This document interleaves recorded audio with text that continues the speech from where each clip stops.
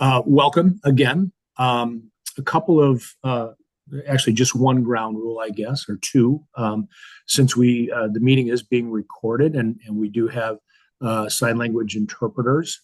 If and this is being uh, if you would be kind enough to when you speak to identify yourself before speaking for the benefit of the interpreters, and then maybe try and speak just a little slower and a little more clearly. Not that you don't speak clearly normally, but just for their benefit to make sure that we've got the interpretations accurate.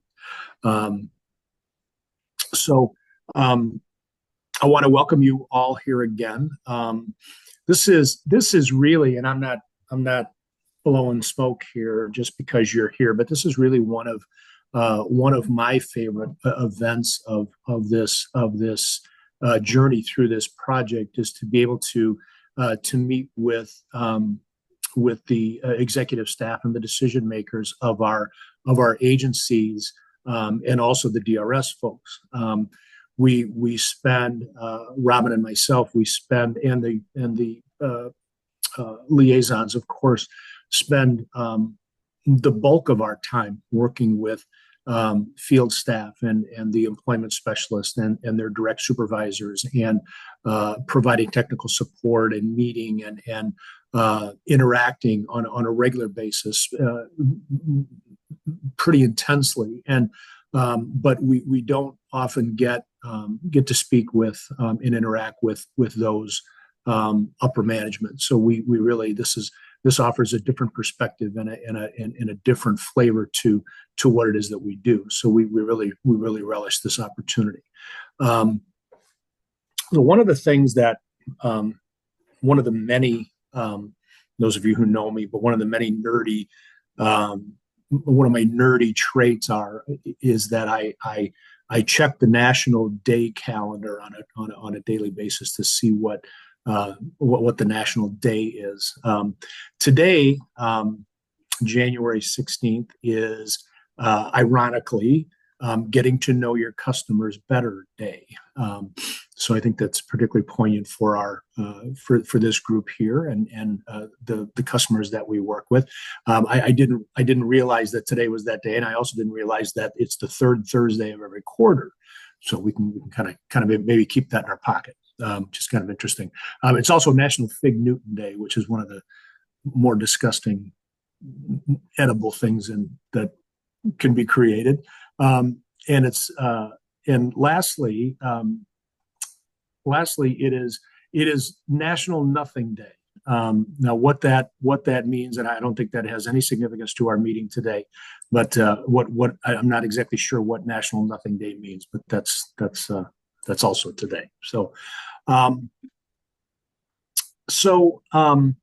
Moving forward, I'm going to let Robin, since my name somehow appears at the top of this, where it really should be either on the bottom or nowhere, because the development of this community practice content is really, Robin does the heavy lifting on this. So I will, without further ado, turn it over to Robin Lewis.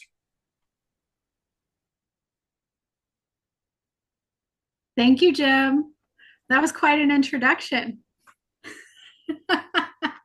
So I do have a few of my teammates on the call. Some of you may know them from other venues, but I'm going to ask for Ebony Sadat Shelby to give an introduction of herself and her role here at DRS, along with Tarita.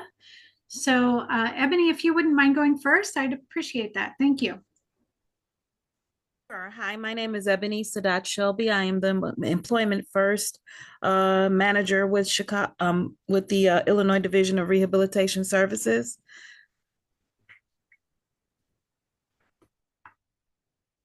Thank you, Tarita.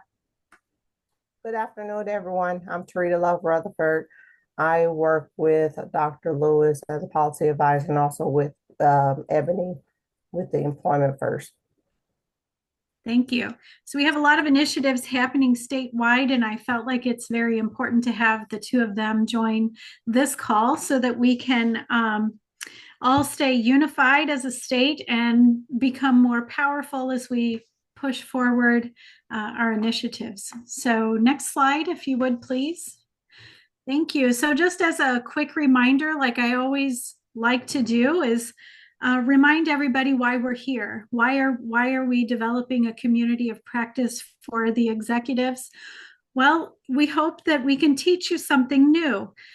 So we're here to educate you, share your questions with us so that we can help you, figure out how to do things differently or better or what have you. We also want to be here so that we can support one another, and collaborate with each other and cultivate an environment where we can learn from each other and encourage one another. It's very important. This is hard work that we're doing, and so we need all of the uplifting we can get. And we do that by promoting our own work and discussing and sharing with others how we do things. So then, people can maybe take a few little bits away so that they can improve their own practices. Then we want to have you take what you learned today and integrate it into your work, so that we can start realizing some real change within our organizations. Okay, next slide. So we have shown this in previous practices, just kind of a roadmap to change. What does change look like? How do we get from point A to point B? I think that we're about midway through. We might be getting close to, we're probably at step number 4 by now, I would say. So we've engaged stakeholders and probably continue to engage stakeholders. If you haven't revitalized your mission, that's something we're going to be just talking with you about as we set your goals for this upcoming year. We're always identifying challenges and opportunities, and we're hoping that you're embracing some of these new and innovative ways of doing business, and implementing best practice, as we've, us and Virginia Commonwealth University, our VCU trainers, they are the experts in evidence-based practices for supported employment. So hopefully you're listening and able to implement some of their suggestions. Next slide. So a bit about change. Change is hardest at the beginning, messiest in the middle, and the best at the end. So I think that most all of the agencies are somewhere between hard and messy, but just there's what do they call light at the end of the tunnel? Like it will get better. So we do have to get through the messy part in order to realize the good.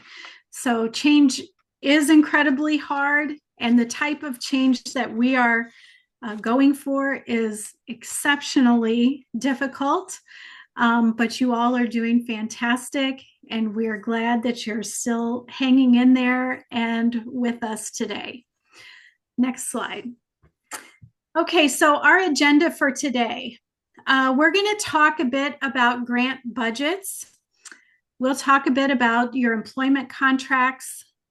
We're going to clear up some project terminology to make sure we're all on the same page.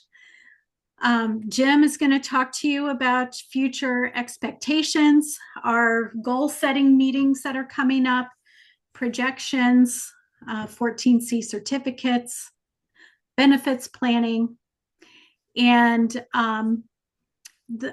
we're going to give kind of a chart that gives the project activities and provide a summary of who we expect to be there, and then talk a bit about systems change. So as we're going along, please feel free to enter your questions into the chat. We have an hour and a half. You can also raise your hand and ask questions as we move along. We do not have to hold all those questions until the end. So let's go on to the next slide and we'll get started with the topic. You guys get to listen to me for about half the time, and then Jim for about half the time. So, okay, fiscal year 25 grant budgets. So we're getting to the time of year where everybody's getting real close to spending down their budget categories, which is great. And I will tell you all that we are halfway through, about halfway through, and your expenditures should be somewhere around 50% by this time. And every single one of you are right in the exact range you need to be in order to expend all of your grant by June 30th. So that is great. What I need you all to be paying attention to is your specific line items. So you will notice that you're creeping towards the end of your funds in a certain budget category. We want to make sure that when you submit your monthly grant invoice, that you do not submit one where you have overspent in a category. So if you look at the first picture on the left-hand side, you see there's nothing pink there. Everything's in the positive. That is the correct, that's how that should look. That is correct. As opposed to the right-hand side, which is incorrect, you see there on the balance, there's a negative 100. So while our payment system will account for some error, will allow us to process payments with an error, it's my responsibility as the project officer to make sure that none of those errors make it to the accounting department. So if I see that negative balance, I am going to be sending those back to you. There's a couple of ways to fix that. You can, the easiest way is a modification.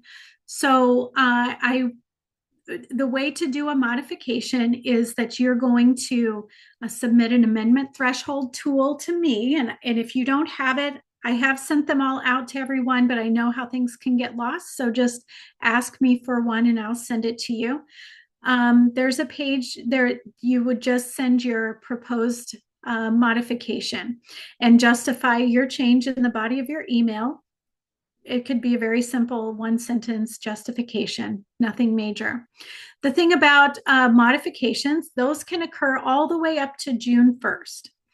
And for you all, the modification, the total cumulative modification for the year cannot exceed $12,500. So if you do $1,000 this month and then you want to do some more next month, all of those kind of add up. So if you get to a cumulative of 12,500, I'm going to say, sorry, you have to do a formal amendment. You can't do a modification. So many of you have had to do that already, which is, it's not a big deal. The other thing that I would encourage you all is several of you are, I would say, I think 4 of you had some carryover funds from last year's grant because you didn't spend all of your money, which is also not a huge deal. But anytime we need to roll over money, I'm going to have Andy go on to the next slide here. You'll have to do a formal amendment. So all of that to say, while everybody is on track for spending down their entire grant, those of you, that includes just the base amount. So those of you who are rolling funds over and are going to increase your contract amount, please keep those changes in mind so that you can adjust your spending and still be able to spend down all of your money by the end of June.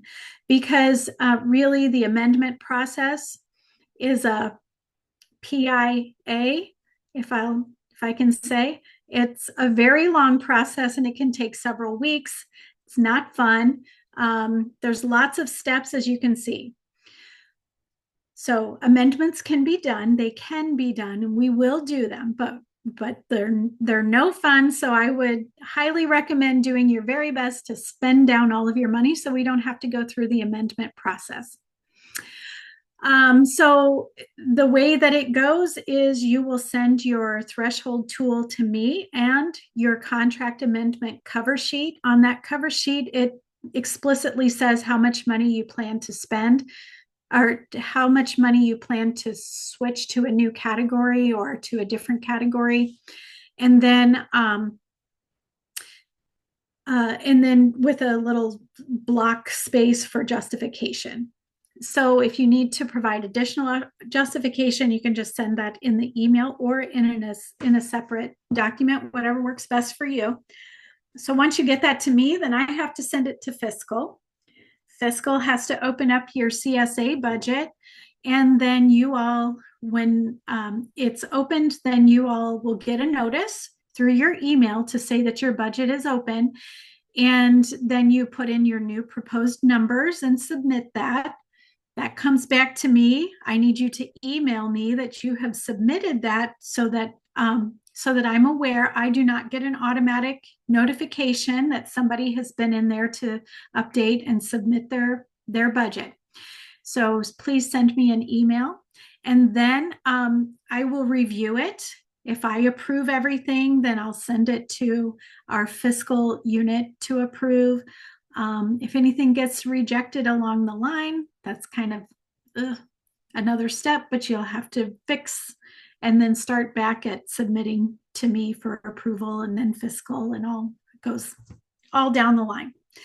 So once fiscal approves it, then they send your new budget to our contract office, contract administration office, and they will do a review as well to make sure that your amendment is one that's allowable. And yes, Lori, I will give you all of these slides. They will be posted on our website probably as well. So once that fiscal sends it to the contract office reviews it, and then they will approve it.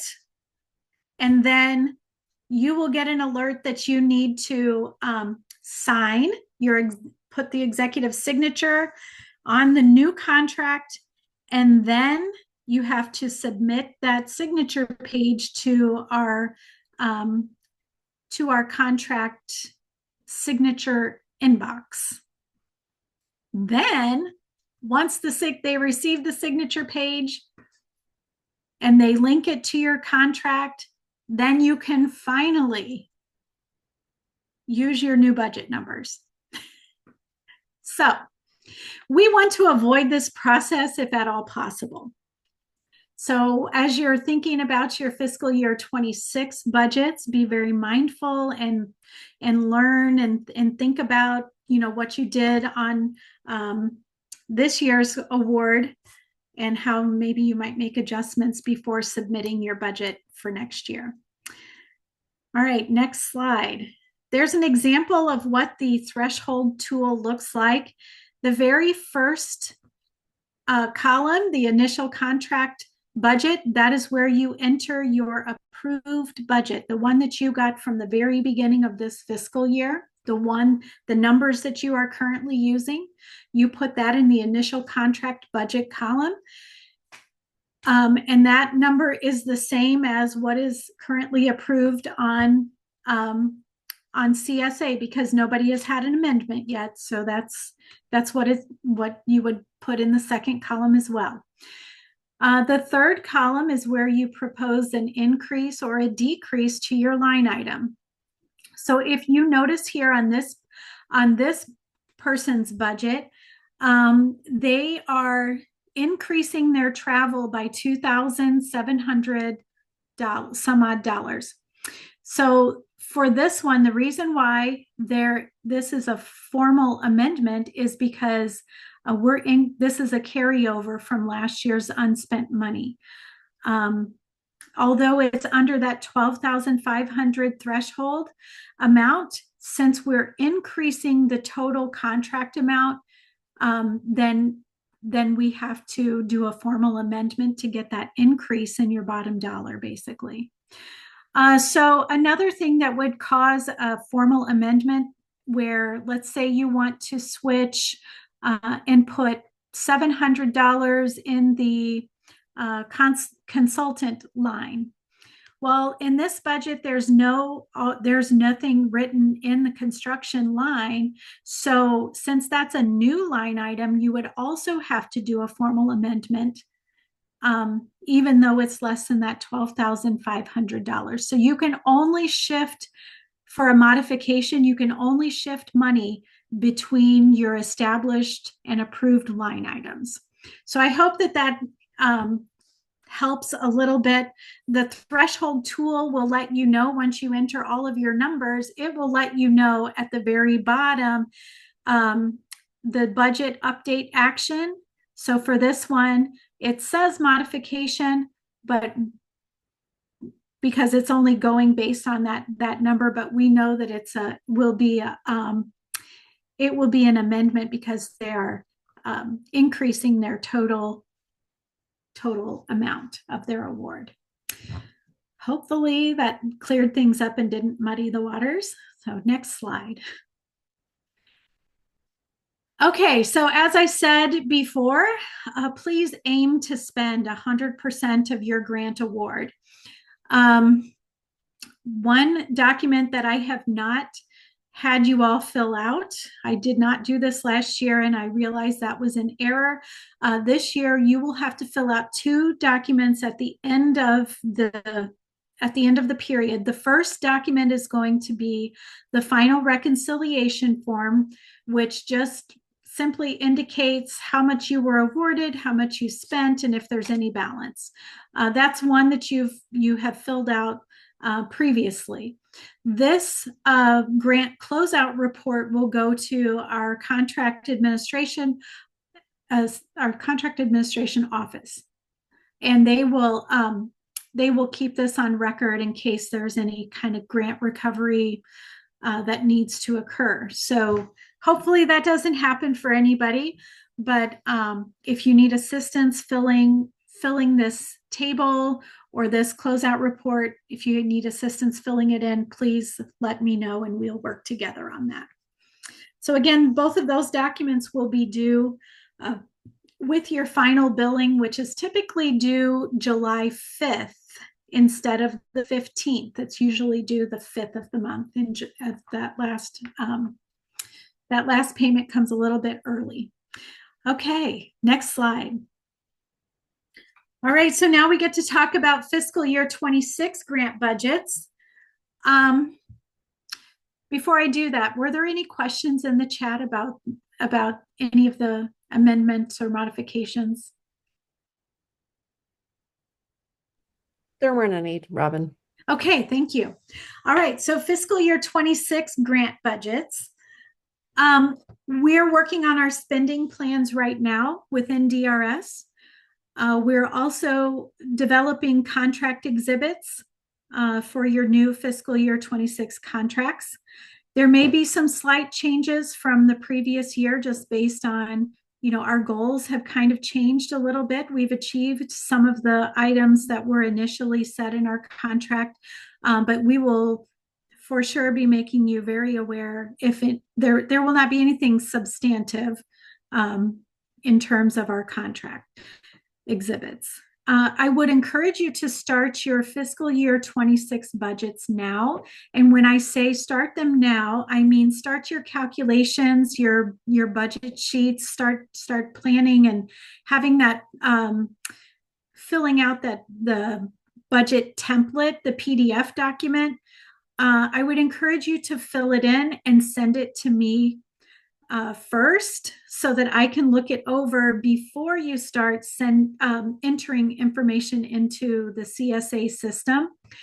We just received notice today that you should not be entering anything for fiscal year 26 in the CSA system until you're explicitly told you can do so. So I think that you theoretically can get in there and start entering information, but they're asking you to not do that until they explicitly say they're ready for you to do so. I think there's something that might change, so that's why they're asking folks not to enter it yet. But you can certainly put it on the PDF document. You can send it to me so that I can look through your justification, look through your numbers, and make sure that those all look kosher. I would like to do this sooner than later because we don't want to be the last minute trying to get your budgets approved. We want to have those submitted as soon as possible. All right, next slide. So kind of a timeline for the fiscal year 26 budget approval. So February, March-ish, CSA will open for you to enter your budgets. But like I said, please send me your budgets sooner than that so that I can review them before you start entering information in CSA. So no later than March 15th, you have to answer that internal controls questionnaire in CSA, conflict of interest disclosure, uniform application for grant assistance, and do your indirect cost designation. So all of those things need to be completed before your budget could be approved. Or even be entered. So no later than April 15th, those grant budgets need to be completed and approved within the CSA system so that so we can issue a notice of state award and get those linked to your contracts and signature pages back and all of that. So then July 1, you can start spending your money. All right, any questions about that timeline? Okay. This is Lori Baker. I have a question. I assume this has all been communicated to our staff that is responsible for this. So yes, for the modifications and the amendments, I've been sending out notifications for that whenever it's time for those things to open. We can send this. And I will be coaching folks along the way. So I will be sending out an email that has like these specific instructions. So I'll be sure to send, I assume that the employment specialists wouldn't necessarily be the ones to do this type of work. So I would be sending it to your supervisors. For most on this call, that is the people that are on this call are the ones that would be doing this work. So if there's someone in your office that is doing the work that I need to be aware of that might be different, let me know. And I can make sure that they have the information. So I think for you, Lori, I would send it to Wendy and Courtney. Yes. Okay. Thank you. Right. I think I know all the players, but you never know. And players might change. So and then it becomes a who's on first situation. We don't want any of that when it comes to money, right? Right. Thank you. Okay, you're welcome. Next slide. Okay, now this is a different set of money, almost the same rules, but these are for our DRS placement contracts. I don't know if our contract lady, our contract gal is on the call. I am. You are, yay. Okay. I am. So correct me if I'm wrong with any of this information, okay? And if y'all have questions about your contracts, we will do our very best to answer them. Hey, Robin. Yes. Can I interrupt just really quickly? Yeah, did I already make a mistake? Well, the dates that are on this slide are not quite not quite Okay. right. Okay. So an amendment has to be prior to April 1st. Okay. Okay. Well, so that one is prior to April 1st. And then the modification can be on or before June 30th. And I think slide 16 has the correct information on it. okay. And maybe it's not 16, but there's a slide that has the correct information. So I just wanted to, like the Okay. little box thing. So on number 12, that's okay. I want to be consistent so that we're not giving mixed messages. So on this slide, we're changing no later than to prior Yes. to April 1st. And then we're changing the modification to prior to June 30th, On or before on or before. June 30th. Yep. Yep. Okay. All right. I'll make those changes before we send those out. Thank you. Okay. Thank you for the clarification. I appreciate you. I'm so glad you're on the call. Okay. So your placement contracts can be amended prior to April 1st. Amendments change are changes in the total value and must also follow procedures within the CSA and the state of Illinois Comptroller's Office, all of those kind of things. For modifications, modifications can alter the number of customers served. And this allows for maximum contract utilization, and it does not change your total contract value. It just kind of manipulates the number of people you're serving and where you can serve them within your current dollar amount. That would be a modification. Okay, next slide. Okay, so this is a request. If you know that you won't spend all of your fiscal year 25 allotment, we would kindly ask for you to agree to a deobligation. So if there is no way that you're going to spend all of your money just based on the timeline, and your contract advisor should be able to tell you if you're going to be able to spend how much of your money you should be able to spend by the end of the fiscal year.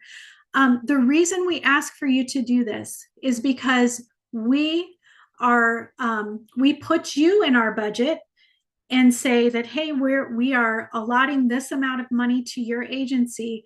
And then if you don't spend it all, then DRS has to figure out how we are going to spend it at the last minute. Because if we don't spend all of the money that we've been provided by the federal government, then we have to give it back to them.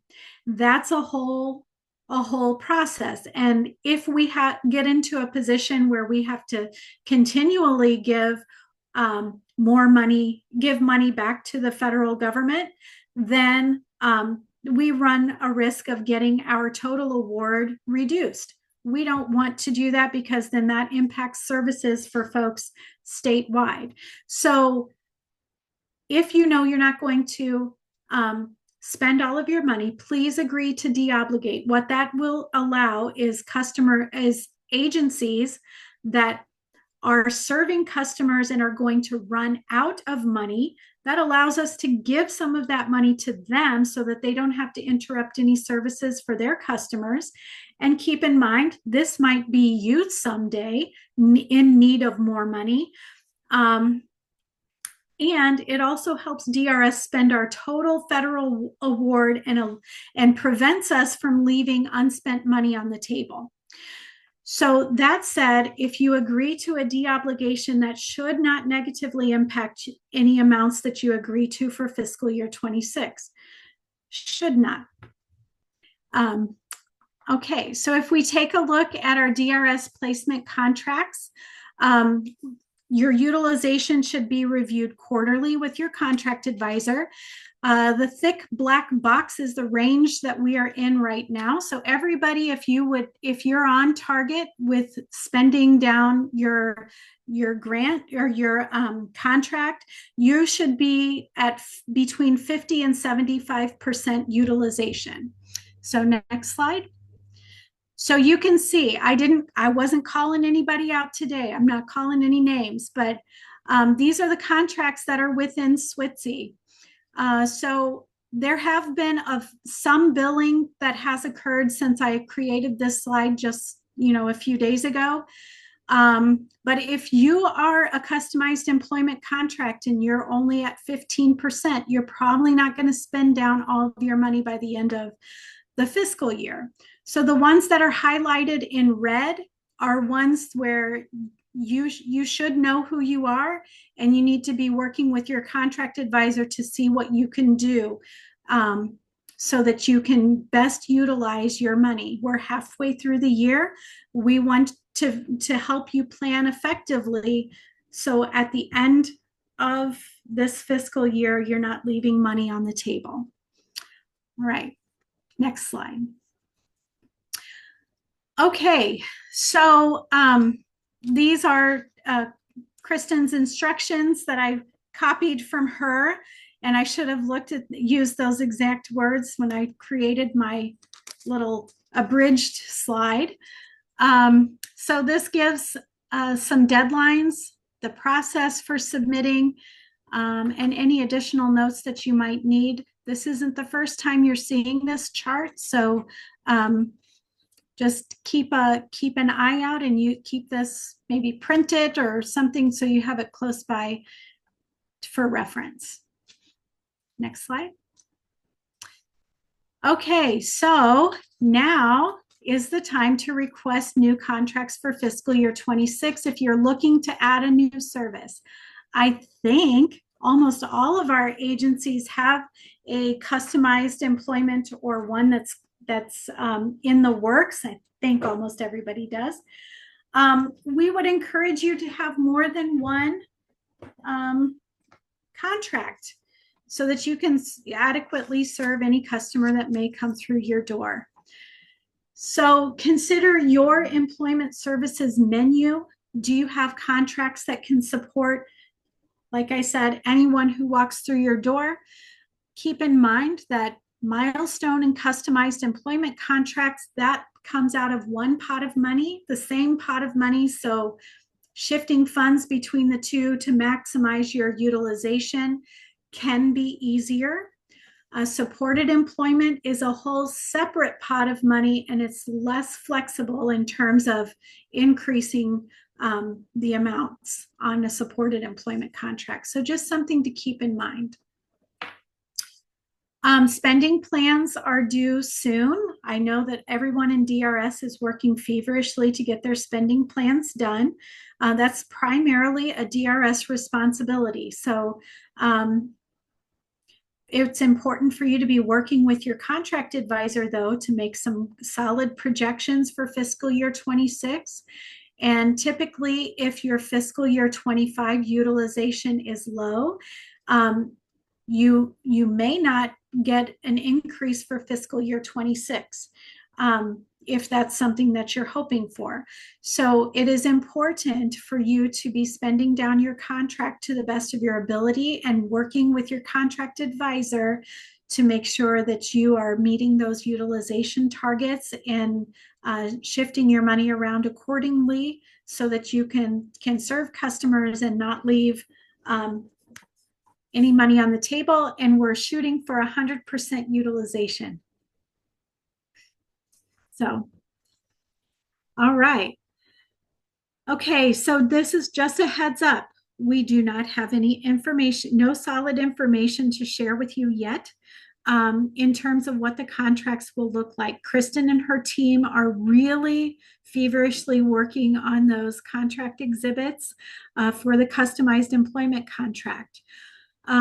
There was legislation to change our customized employment program. I put a link to that here in this slide so you can take a look at it. Basically, what is happening is we previously had our customized employment fell under 9 phases, and because of the legislation, those will be changing to five phases, and an additional and that also includes a phase that we haven't been including, which is that pre-discovery phase that has a consultation and initiation. The payment schedule might change, but the total payout remains the same because that stays in alignment with our rate setting study that we just recently completed. Training will occur in the coming months. Thankfully, Mark Golden Associates, they are going to lend us a hand and provide some training. So we'll make sure that everyone is informed as to when that training will be. Okay, next slide.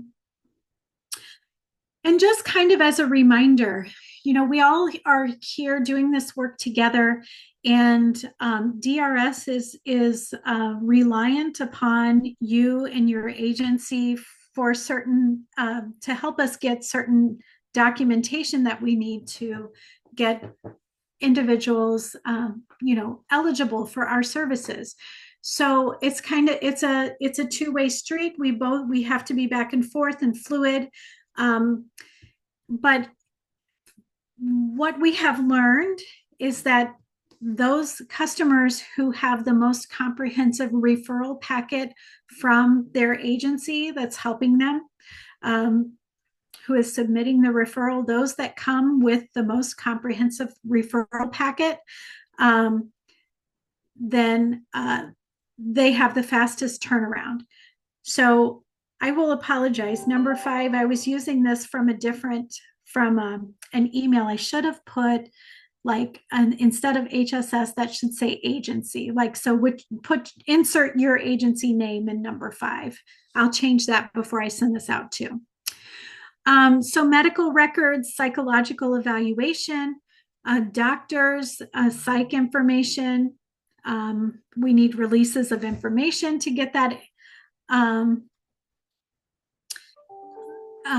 The customers, their guardianship, the release of information to be a SWITC customer, a release of information for them to talk to the agent, for our DRS folks to talk to the agency, to you, medication lists and prescribing physician. So I think that some offices ask for that to make sure that they are contacting and getting the correct information from the correct doctors whenever they're seeking medical information and background information for eligibility. So I just have a problem with that because the only thing they should have to prove is they're a person with a disability. So I don't have to prove what medications I take to my employer or my potential funding source, right? I don't know. I just have a problem with that. So you might want to see if that's an actual requirement or if it's just a process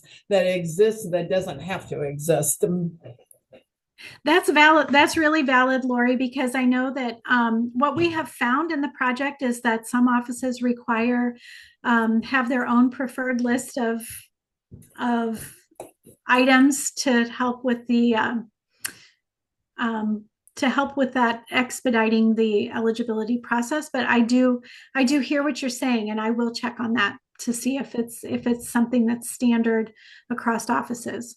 Or if it's not even offices that required by your funding source, which I bet I can guarantee it's not.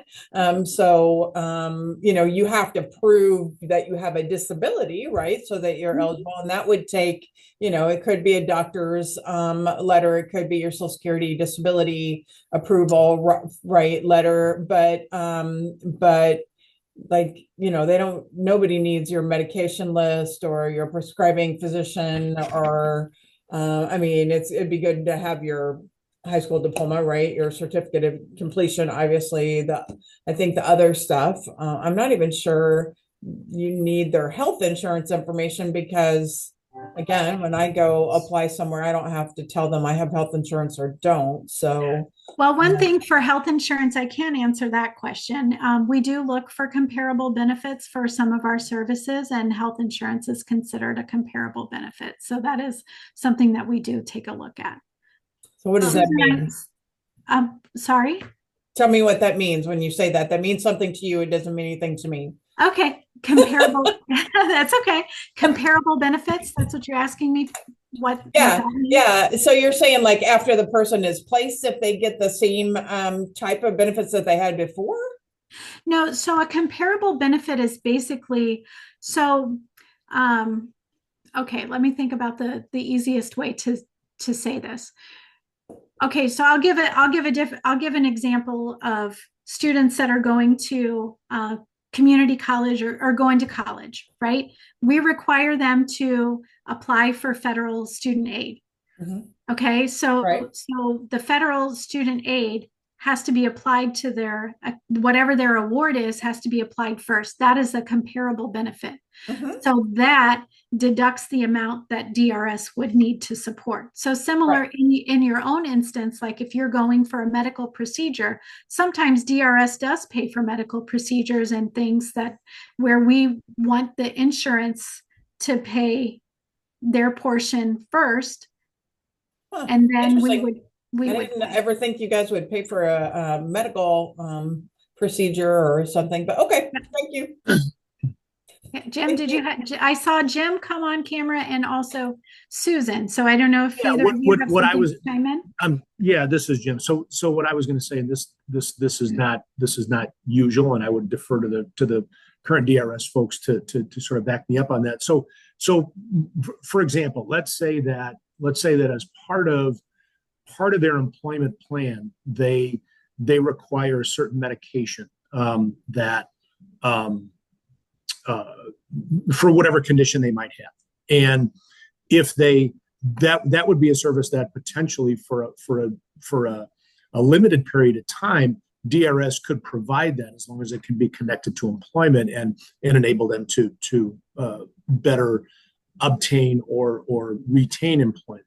So what we would, or what, when I say we, I mean DRS would be looking at would be, is there another funding source that could pay for that before DRS would pay? Because just like any other state resource, a DRS is the payer of last resort. So if there's another entity or funding source that would pay for a particular service that would be on their plan, then DRS is required by statute to pursue that. So that would be why they would be interested in whether someone has health insurance or not. Yeah, I get that. It's just that regular health insurance doesn't pay for employment services. So I'm just trying to make sure that we are breaking down barriers that we don't put up in front of people without disabilities. Because again, when I came and applied for my job, I didn't have to talk about, what health insurance I have, and I didn't have to talk about what medications I take, right, to my employer, even though there are multiple, because then my employer doesn't want to hire me because I'm going to raise their insurance rate, right, whatever. And I'm not saying that you share it with the people, but I'm just saying, where does it make sense, and where is just what you said, to look at it, right, and go, is this required by our funding source, right, in order to determine eligibility for service, or is this something that we've just over time, right, added in at different locations because we thought for some reason that we thought it was necessary, but it really violates people's HIPAA, right, and their ability not to have to share that kind of information with every person that they see to access some kind of service that is not medically based, right? DRS regular service, your other homemaker services, right, or your other access to things does, but your employment services, don't require, medical knowledge necessarily, is all I'm saying. Just look. Yeah, this is Susan. I appreciate that, Lori. And as the appointed director of these federal funds, we do have the latitude in terms of what's in the federal regulations to ask all of these things. And I am responsible to follow those, or I get sanctioned. So if you would oblige, love the feedback, and definitely we're all aligned on what your main point is, which is to reduce barriers. I do take exception to the comparison of non-disabled people being required. This program is not, no one without a disability is eligible for any of these funds. And so for the comparison that non-disabled people don't have to prove through medical documentation to access these federal funds, the Department of Education's Office of Special Education and Rehabilitation Services, Rehabilitation Service Administration does require that I have to make sure that we ask this so that they can report to Congress that the funds were appropriately provided to the class of people that have traditionally experienced discrimination and are underemployed or not employed at the same rate of people without disability. So, Director Patrick, I am not saying at all that you should not determine that a person is eligible as a person with a disability. I'm just saying that sometimes I don't see any reason, and I'm pretty sure it's not in federal regulation, but you can show it to me and tell me where it's at, that a medication list and a prescribing physician has to be part of that proof of my eligibility, right? Yeah, I got it. I actually got it right here for you, so I'll plunk it in the chat. Interesting. I would love to see that. And I would love to advocate against that because I think that's discriminatory. Yeah, well, you're welcome. That's the program that I run. So you're welcome. Thank you. I bet you don't invite me to these meetings anymore. Yes, we will. No, no, this is great. No, it No, is totally really good. It is a good debate, No, healthy debate. It's super good. It's super great, and yet this, this is what we need to like work on together within what's expected for us to keep using these funds. Yeah, and this is Jim, and I mean, if to your point, Lori, I mean, if these events like this weren't expected to generate conversation and generate opinions, and I mean, we're looking for, one of the big things that we're looking for in this project is organization and systemic change, and that doesn't mean just on the agency. It's across the whole project. So yeah, I mean, quite on the contrary, those are welcome comments. Susan, did you have anything else to add here? We're getting close on time. No, I'm good. Go ahead. Okay. All right. Thank you. We're going to kind of zip along the rest of these slides here. Next slide. Oh, it's you, Jim. You win. You win. Okay. I'm in. This is Jim. So these next few slides are we've had some questions and some conversations from various corners of the agencies about kind of what we mean within the project about when we talk about contemplators, engagement, enrollment, and such. So we thought that this would be a good time to clarify this for everyone as we and this will have a direct connection to some of the goals and deliverable meetings that we're having and plans that we're working on and with in the coming days and weeks here. So when we talk about engagement, what the project means by that is that when we are working with someone and someone who is working in a 14C, a sheltered environment, has connected with an employment specialist, has connected with someone within the project, and after conversation and some back and forth about the benefits of competitive employment, when that person decides that, yeah, I want to give this a shot, I want to cross that line and pursue real work in the community, that's when they become engaged. So at that point, the agency intake process begins, the day one of discovery begins, and then at that point, shortly after that, a referral to DRS is initiated. So that's where we talk about the person who is engaged, the person that is actively begins being worked with on employment activities. And then when we talk about contemplators, what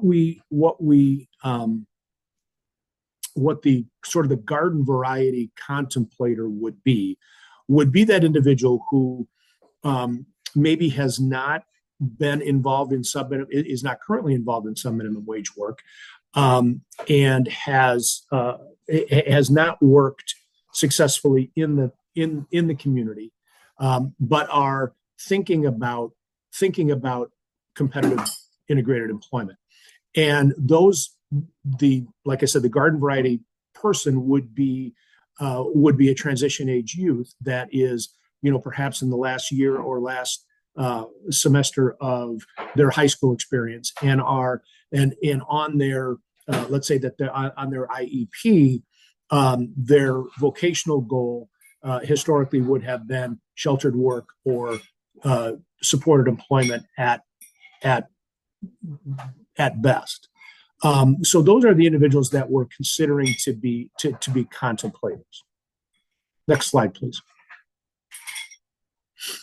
Okay, and when we're considering within the project, when we're considering what a successful placement is and what a employment outcome is, it's vastly different than what DRS considers to be a successful outcome.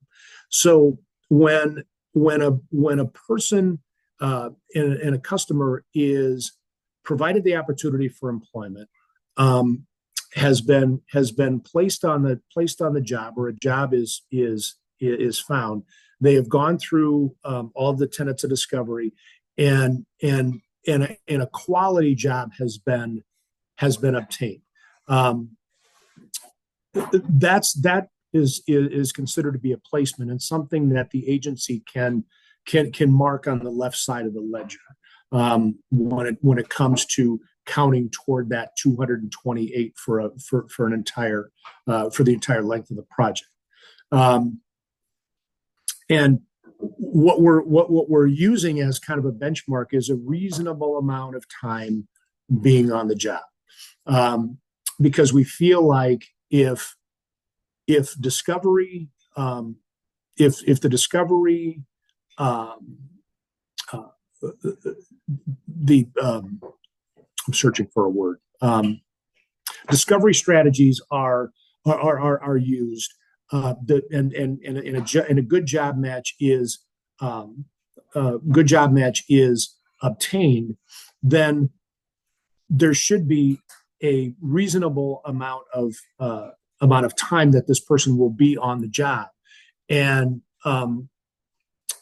but not necessarily having to be a successful DRS closure, because we know that those who are engaged in a supported employment contract or in a customized employment contract, this could be an 18-month or up to a 2-year process, depending on how much support is needed. And we know that individuals that meet this disability type and meet the criteria of the project, and have not worked successfully in the community, there's a likelihood that job is not going to be kept. That they may very well lose their job somewhere in this process. So we need to pick them up and find something else. So so that's where we are as far as what you can count as a successful placement. And then similarly, the transition from subminimum wage can be any amount of time employed in competitive employment. So next slide. Okay, some future expectations. What we want to, and we would welcome some conversation on this, but I think that that the overall tenets of this project and this grant is that those agencies that have hung on to their and have kept 14C certificates, the expectation is that we not keep these active, because the whole basis of this process is to, and this project is to be working with individuals who are working in non-competitive work in subminimum wage employment and moving them into competitive employment. So if that's what our basic belief is, and what we feel like, how we want our, and when I say our, the 6 that are in the project, what we want our business models to look like, then I think that moving away from that and letting loose of that certificate is kind of the expectation. So Next slide.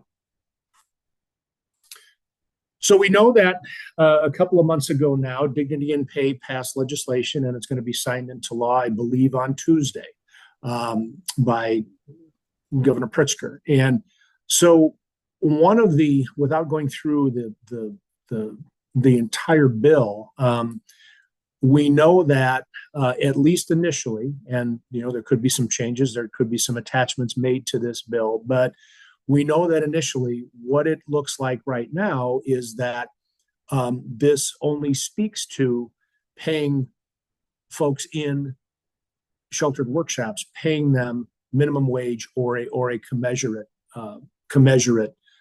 salary. And right now, integrated employment is not a requirement of agencies. But that is really in direct contrast and direct. I'm reading Jeff's chat. So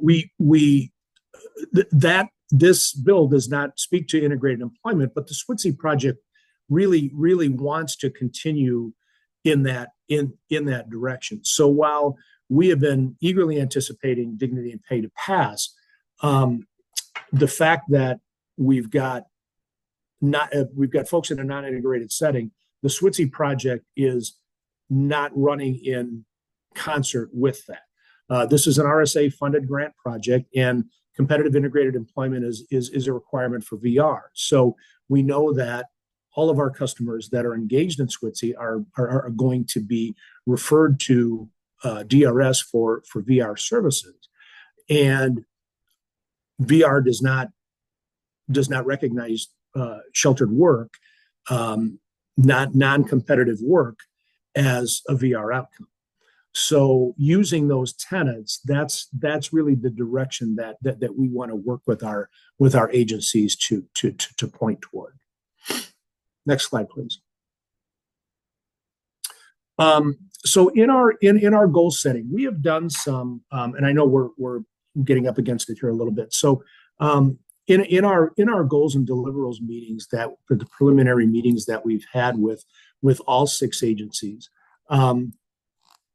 we have talked about managing the project to the goals of the goals of the grant, and working with agencies on individualizing this transformation plan. So we really want this to be a living document as we meet with you next week. To take a look at these things. This is not gold-plated, etched in stone. This is certainly a fluid document, but we're really looking forward to working with each of you on that. So next slide, please. And I think we've all reviewed. This is this really nice and concise template that Robin has made up, and we gave you all a copy of this, and this is where our kind of where our plan is gonna live. So next slide, please. We want you to think. One of the things we want to think about as we work with this plan and as we work in our overall transformation efforts is we know that we've got that one of the main tenets of this project is that we've got at least 2 agency staffs, employment specialists, that are dedicated 100% of the time to SWITC customers and to the SWITC project. But not all customers have to work 100% with SWITC employment specialists. So we know that we've talked about this before, that that as we increase our capacity, increase our caseloads, and bring on more and more SWITC customers, we know that the likelihood of 2 employment specialists being able to handle this whole workload is probably not realistic. So what we want to work with you on is to figure out ways to maybe, and farm out is not the right word for this, but to engage other agency staff in working with SWTC customers. For example, as we get folks employed and they are needing less support on the job, perhaps we could be passing off some of those job coaching duties and some of that support onto others, onto other staff, that will free up some time for our employment specialists to be working on discovery efforts and other more intense employment specialist related activities. So next slide, please. Again, reevaluating the demands of the employment specialists. These are some things that we're going to be talking more with you about. But you know, how much are we putting on the ESs as an agency? How much are we, you know, how much of some other, you know, reporting duties or, you know, budgetary expectations, et cetera, are we asking of the employment specialist, and how much of that is taking away from their actual, what they're actually supposed to be doing and working directly with our customers? You know, are the ESs making a wage that reflects the amount of work? We know that, and this is not, when I say this, this is not downplaying by any stretch of the imagination the work of job coaches who are doing, in many cases, some of the hand over hand work in the field and on the job with our customers. But we know that what we're placing on the employment specialists is much more than just job coaching. It's discovery, it's job development, it's working with employers, it's doing outreach, it's a lot of work. So you know, does their wage reflect the amount of work that's being done? You know, are we paying the ESs more than our job coaches? Because they are being asked to do much more. So these are all some conversations that we intend to have with you and help you work through. So next slide, please. Robin, I think this is your piece.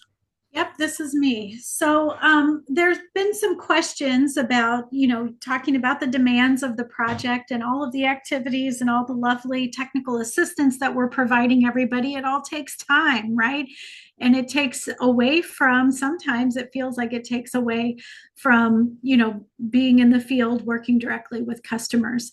So we recognize that, and we wanted to just kind of review our project activities, who we suggest be the ones responsible for completing these activities. Of course, y'all can determine that on your own, but we want to make sure that you're clear on our expectations, so then you can set your own. So in terms of grant reporting requirements, we suggest that the executive staff handle the bulk of those grant reporting, grant budget, and fiscal requirements. Organizational change activities such as, you know, those periodic performance reviews, the fiscal reviews, those reports that are actually due yesterday if you didn't send them to me. Anyway, so we just think that the monthly billing, the annual budgets, those modifications and amendments, those higher level skills or tasks that are not directly tied to a customer probably should be held there at your executive level or your leadership level. Staff development, policy and procedure development, all of those sorts of things. So when we get to more ground level, field level activities such as outreach, community research, job development, support services, that's where we're looking at the employment specialists to really dig in and you know, do the bulk of the work there, reaching internal and external outreach activities, you know, working with the customers and families and schools, doing that job development and working directly with employers. Those would be activities we expect the employment specialist to handle. And then when you're looking at long-term supports, such as follow along and follow-up services for the customers, then maybe that's somewhere where the job coach could kind of fall in. And so we have kind of a life cycle for a customer, so we know a life cycle of support for them, who starts and where do they switch off to the next person, and how does that keep going so that you can continue to bring more customers into your system. So next slide. Okay, in terms of our other activities like regular meetings, I know we have quite a few, but those weekly and bi-weekly meetings with the CRSs and the VCU consultants, those Zoom meetings, we want those employment specialists to be there. Obviously, our CRSs would be there, our Virginia consultants, would be the required participants. Anything above that would just be optional based on your agency's recommendation. The monthly community of practice, we would like to see at minimum the employment specialists, all of our team, SWTC team, the frontline supervisors, we would like to be there. And then optional attendees would be any agency staff or additional stakeholders that are connected to the project that you think could benefit from our community of practice. The employment specialist roundtable, we just really only need the employment specialist to attend that. The executive community of practices. So I think we hit the target here today with the agency managers above our frontline supervisors. I mean, if you have your frontline supervisors that are handling some of your executive functions, because you're a smaller agency or something, then it would be totally appropriate to extend the invitation to them. The Virginia retreat, which PS, if you didn't know already, was canceled because of the snow earlier in the month, but it's rescheduled for the first week of February, the first few days of February. We did send out a notice and instructions on how to change a new link for the hotel and all that kind of thing. So we would like to see the employment specialists there, and the project managers. If there's anybody else in your agency that you feel would benefit from that, then that's to your discretion. For the executive summit, which is coming up in March, please register. Registration is due by the end of this month.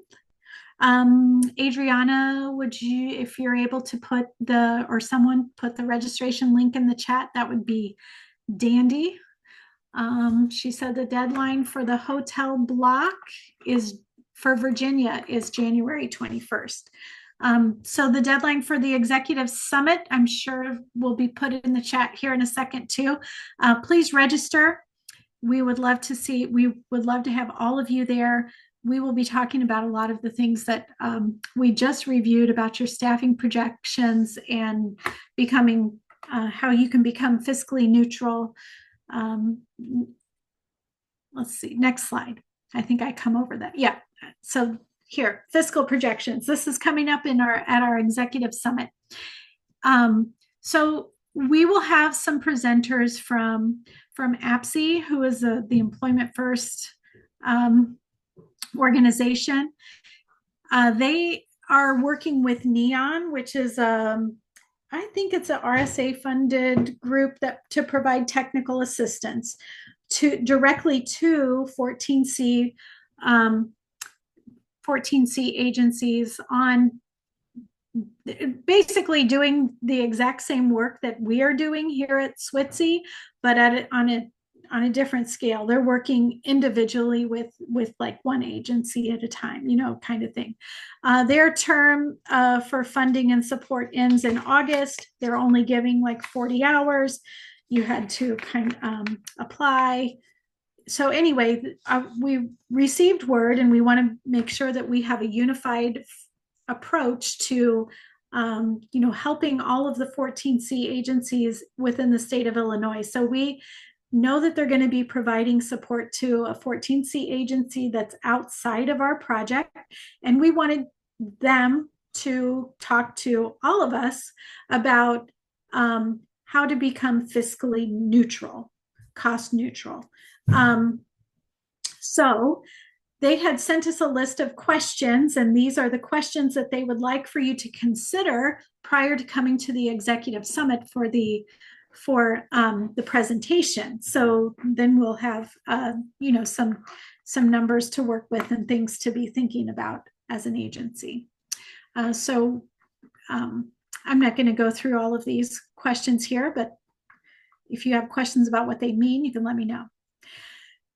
Finally, I think this is the last topic of today is benefits planning. So we want to make sure that all customers who are receiving Social Security, SSI, SSDI, home and community-based waiver, we need to offer benefits planning to them. So there's a lot of different things that are happening across the state to emphasize the need for benefits planning and to improve this system. So what we're talking about here is specifically for our project. We want to make sure that customers are being appropriately evaluated. We did have a situation yesterday too, where a customer's not receiving Social Security and they're not interested in working full-time. And so we were talking with the family about, should they maybe consider applying for Social Security for some of the benefits. So it kind of goes in both directions here. But we would like for you to include a question on your intake form regarding benefits planning. If they'd like to receive benefits planning, at least offer that service to them. You may already have the question on your form, in which case continue asking it. And what we're doing is working on a formal process for educating customers and families. We're not quite there yet, but if you have a person that says, yes, I want some benefits planning, or a family that wants to listen to get some more information, then we would like for your employment specialist to reach out to the CRS and work to fill out and submit a referral form. So this is all new. We're not all doing this, but I think that once we start working with some customers and getting a system in place, then we can make some good headway. Next slide. Oh, look, there's a reminder to register today for the SWTC Executive Staff Summit right there. I didn't even remember it was in here. So there's details. You can click on those links and get the details to the Executive Staff Summit and all of that. Also, the ACRE course coming up. The spring session starts March 10th. Registration's required by February 21st if you have folks that you want to get involved. I will say, if there are people outside of your agency that's interested in taking this ACRE course, we need them to understand the time commitment to this course. We had several folks drop off the last session, and we want to avoid that. So we want people to be fully aware going in that this is a time commitment. You get 40 CRCs. You are going to spend at least 40 hours on this work to get this certification. So next slide. Okay, I felt like there was maybe something else I was supposed to talk about, but we're at the end, so maybe not. All right. Any questions? We have about 7 minutes here to fill us full of questions. If we can't answer them in this amount of time, then we will send out some answers to you.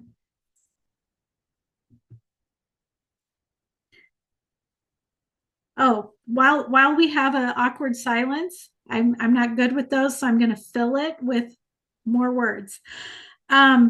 We had a meeting with Mathematica. Mathematica is our national evaluator for the National SWITSI project. They are going to be getting they're going to be issuing some surveys. They're going to be issuing some surveys to customers to get baseline information on the customer. And they're also going to be doing a staff survey. So we're waiting for all of the particulars. We had a meeting yesterday about it. So I feel like it's going to be coming soon. And I think that the response time that they're looking for is like within 3 weeks of receiving this notice.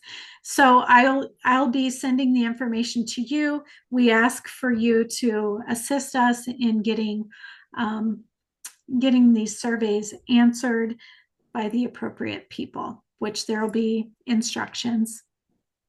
I can't give you any more information than that.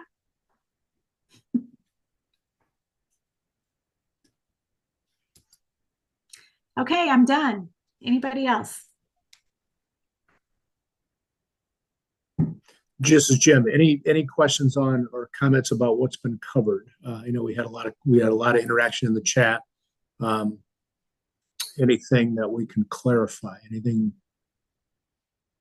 we had discussions on? So just to clarify, the only place these slides are going to be is online. And so we just need to look for them sometime next week. I'll defer to our team. Yes, they'll also be or the recording will be in SWITSI Connect, and then if you go to that link, you'll also be able to get to the download, so it'll be fine.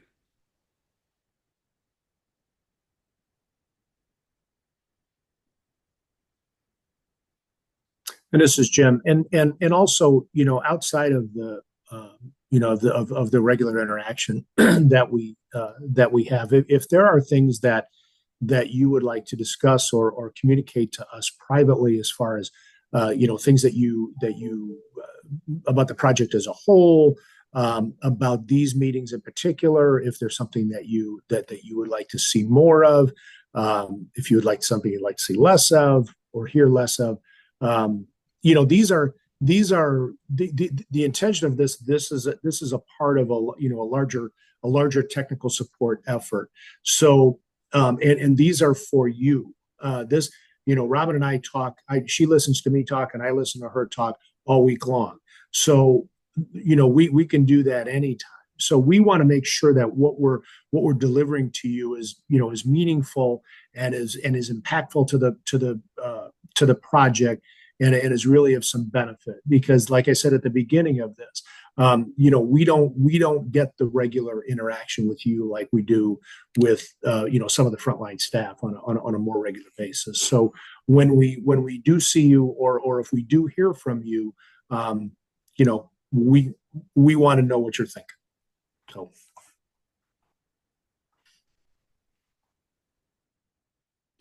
And I'll also just re-emphasize the fact, this is Robin. I will also re-emphasize the fact that I feel like in the state of Illinois, we kind of have a perfect storm happening. There are a lot of great things happening and lots of movement. And I feel like we all here are in a position to really make some impactful change to the systems that have not always served our people in the best way. So we want to hear your ideas. We want to hear what you think is wrong with the system and how we can fix it, particularly how we can fix it, because let's try it. We have a platform, we have an opportunity. Everyone on this call has been doing this work for a long time. We all know where the breakdowns are.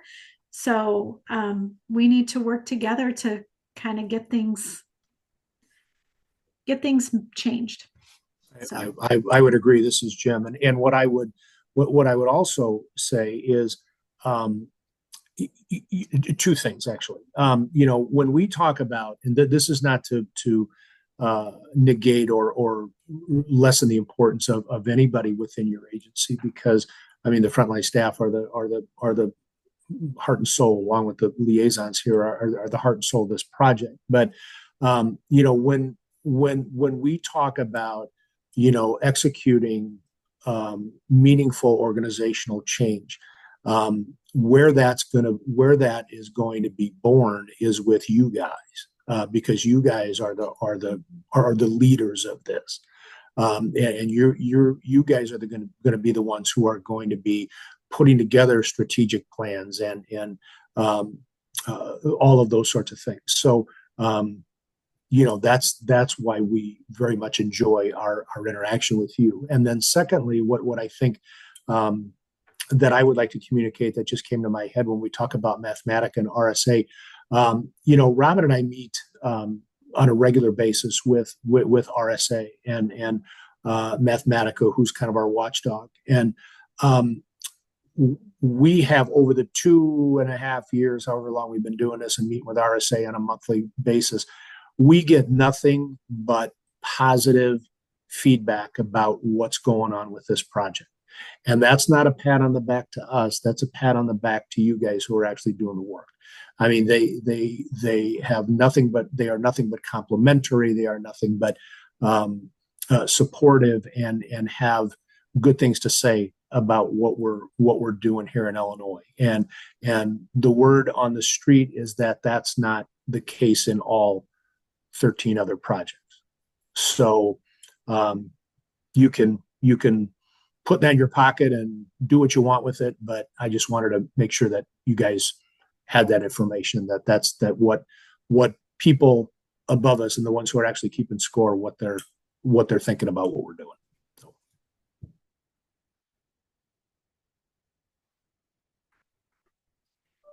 Okay, well, we're at 3:30. If nobody has any questions, you're free to go. If you want to stay here and ask a question, we'll hang on for a few minutes. But otherwise, interpreters, you're free to go. Everyone's free to go. Thank you all for dedicating an hour and a half to us today. We know your time is important. Thanks, everyone. Have a great day.